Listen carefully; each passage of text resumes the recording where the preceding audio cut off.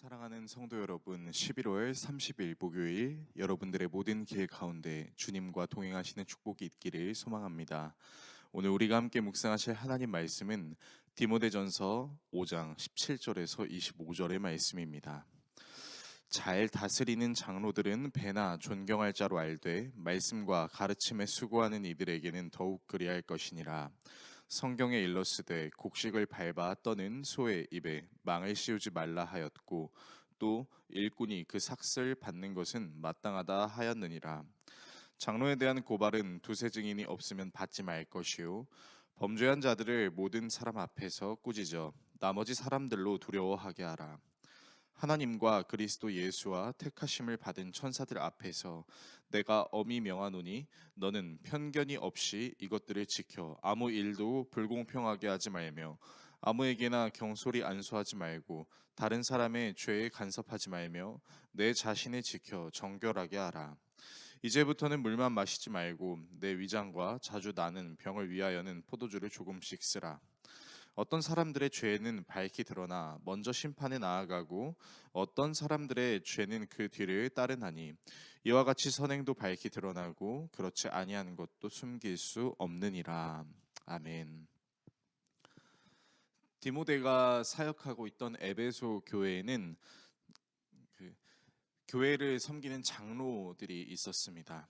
그 장로들이 하는 역할이 바로 말씀을 가르치고 또 성도들을 잘 다스리는 일에 수고하는 사람을 일컫는 것입니다. 이 장로들을 뽑는 기준이 어떤 기준이 있었는지는 정확하게 알 수 없지만 분명한 것은 이 장로들은 교회의 중직들이었고 또 교회에서 커다란 섬김을 하고 있었던 것으로 보입니다. 그런데 이 장로들 중에 문제가 있는 장로들이 있었습니다. 바로 하나님의 말씀을 잘 가르쳐야 함에도 불구하고 이 하나님의 말씀을 잘 가르치는 일과 잘 다스리는 일을 게을리하고 또한 술에 취해 방탕함을 저지르는 장로들이 있었던 것이죠. 그래서 이런 장로들의 술 취한 모습, 방탕한 모습들이 에베소 도시 내에 드러나 에베소 교회의 이름을 더럽히는 일들이 종종 발생하곤 했습니다. 그래서 사도 바울은 디모데에게 장로에 대한 권면을 하기 시작하는데요. 먼저 교회에서 잘 다스리는 장로, 그리고 말씀을 잘 가르치는 그 장로들에게는 마땅한 대우를 해야 한다라고 가르칩니다. 그래서 17절 18절의 말씀을 보시게 되면 잘 다스리는 장로들은 배나 존경할 자로 알되 말씀과 가르침에 수고하는 이들에게는 더욱 그리할 것이니라. 성경에 일렀으되 곡식을 밟아 떠는 소의 입에 망을 씌우지 말라 하였고 또 일꾼이 그 삭슬 받는 것은 마땅하다 하였느니라.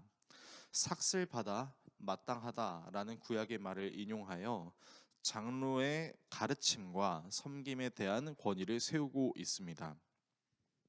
또한 범죄한 장로들에 대해서는 두세 증인이 없으면 받지 말 것이고 만약 이 두세 증인으로 인하여 장로들의 범죄가 드러났을 때 그것이 사실이라면 그 장로는 7일을 받아야 한다라고 이야기하고 있습니다. 본문 19절에서 20절의 말씀입니다. 장로에 대한 고발은 두세 증인이 없으면 받지 말 것이요 범죄한 자들을 모든 사람 앞에서 꾸짖어 나머지 사람들로 두려워하게 하라.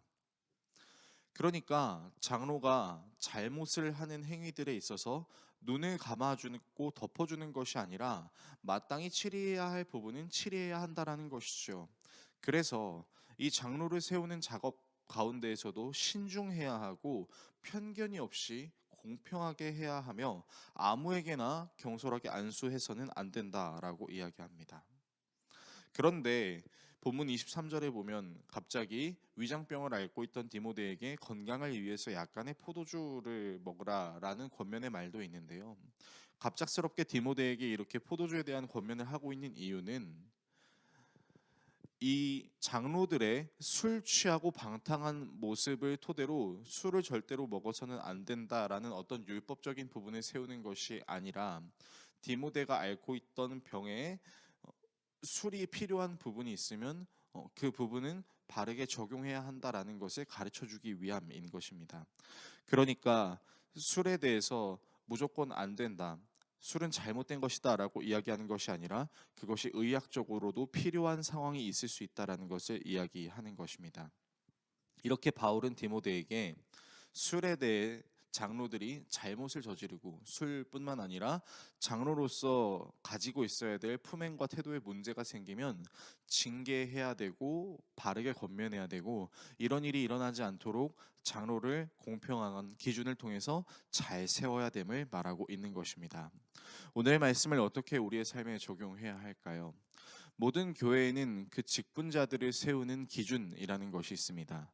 그 기준을 성경을 통해서 만들곤 합니다. 이 기준은 직분자에 당선되기 직전에만 잘 지켜야 하는 것이 아니라 직분자에 당선이 된 이후에도 끊임없이 잘 지켜야 하며, 직분자뿐만 아니라 그리스도인이라면 누구나 반드시 지켜야 되는 내용 중에 하나입니다. 우리는 단순히 율법적인 측면으로 죄를 저지르지 않기 위해서 어떤 기준을 만드는 것이 아닙니다.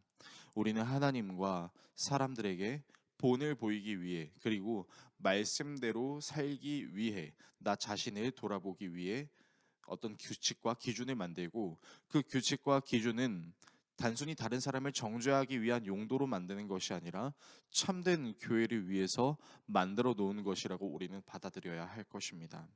그래서 저와 여러분이 하나님과 사람 앞에 부끄럽지 않기 위해서, 우리의 신앙을 돌아보고 건강한 신앙생활을 하기 위해서 성경을 기준으로 일정한 법칙을 만드는 것은 멈추지 말아야 할 것입니다.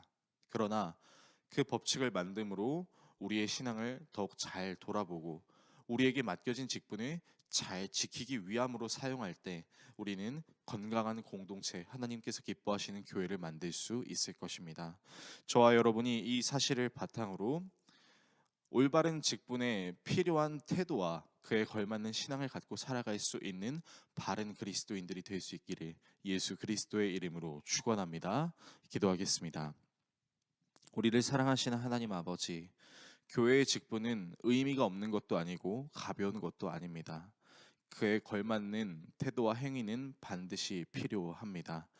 이 부분들을 성경을 기준으로 만들어 잘 지키게 하시고, 다른 사람을 정죄하는 수단으로 적용하는 것이 아니라 하나님과 사람 앞에 올바른 그리스도인으로 서기 위한 은혜로 적용할 수 있는 우리 모두가 되게 하여 주십시오. 예수 그리스도의 이름으로 기도드립니다. 아멘.